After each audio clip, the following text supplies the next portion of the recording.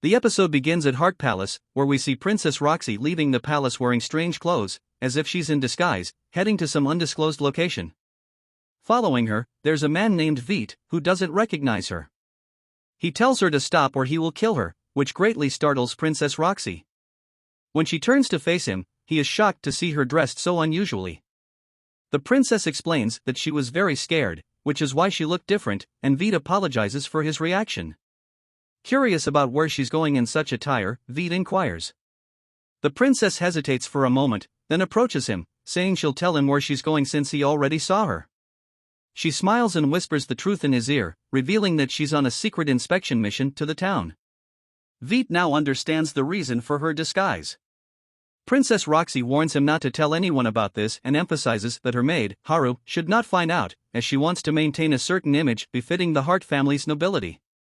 Veit apologizes for causing the delay and assures her that he'll get back to work now. The princess then seizes an opportunity and presents Veit with an excellent idea. She plans to assign him to accompany her during the inspection as her escort. Afterwards, Veit and Roxy head to the town, with Roxy walking ahead. Veit calls out to her, asking her to wait for him. She points her sword at him to silence him and informs him that people will notice if he calls her by name again.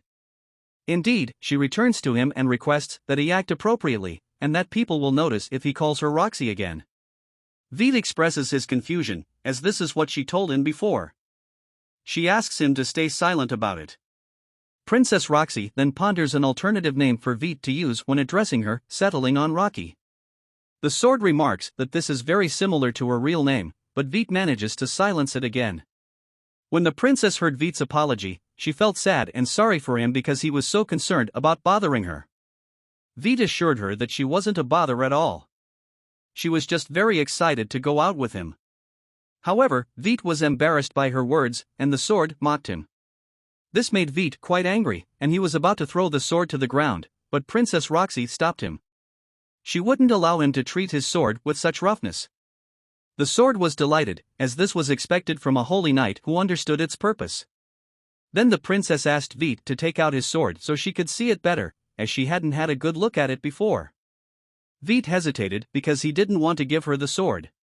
He considered that she wouldn't understand it, but the sword communicated with him, warning him not to tell her about his skill, the devouring, which, once he tasted the souls, would make him uncontrollable and driven by an insatiable desire for more.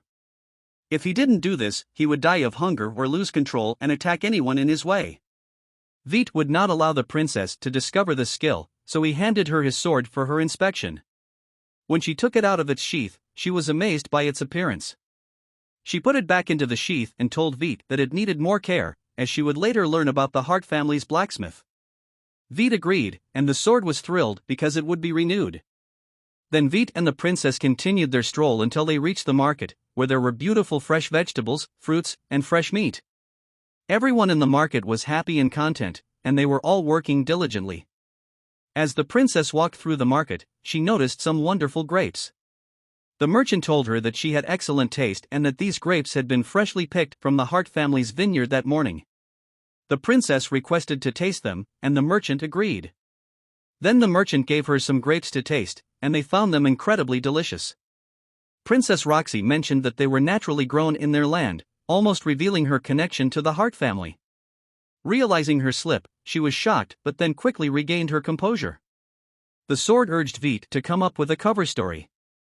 Veit told the merchant that they had a relative who worked for the Hart family, diverting the conversation smoothly. The merchant didn't seem to care much about this and went back to his work. Princess Roxy was relieved, and she thanked Veit for handling the situation skillfully.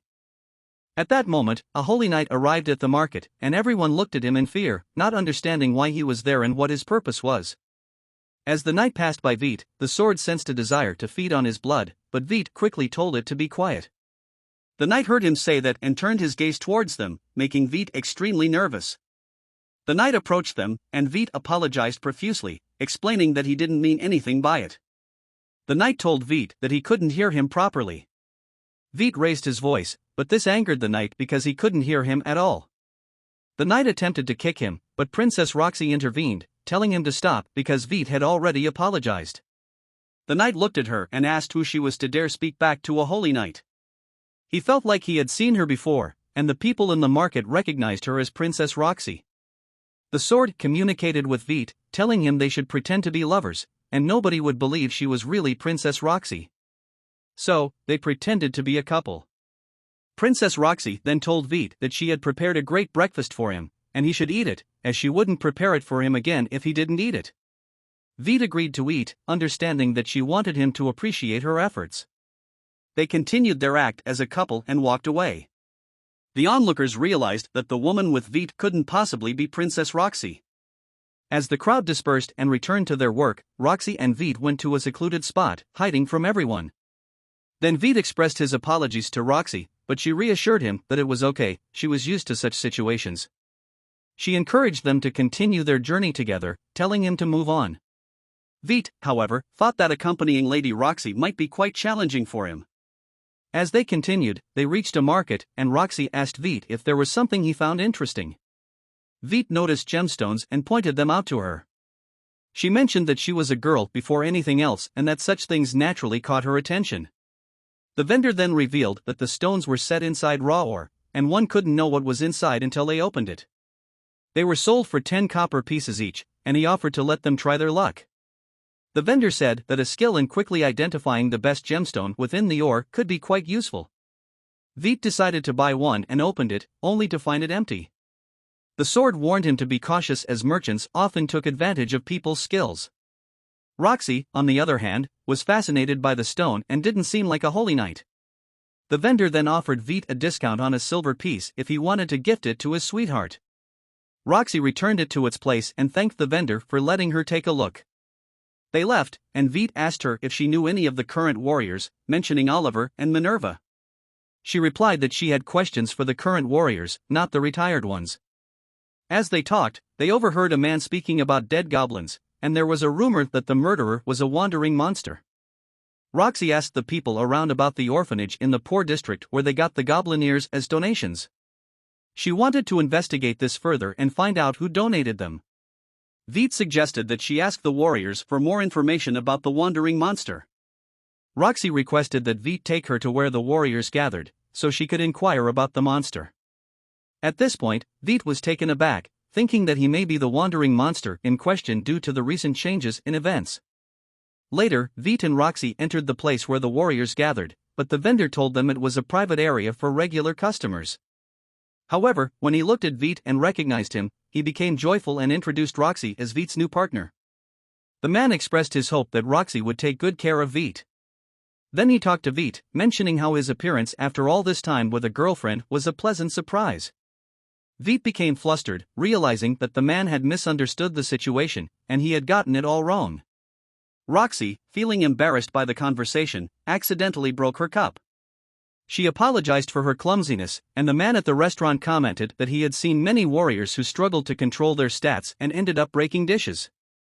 The sword teased Vite, suggesting that her embarrassment was due to him. In response, Vite also broke his cup, and the sword claimed that it proved his stats had increased. The restaurant owner then overheard the conversation about goblin corpses, with their ears still intact, and Roxy inquired further.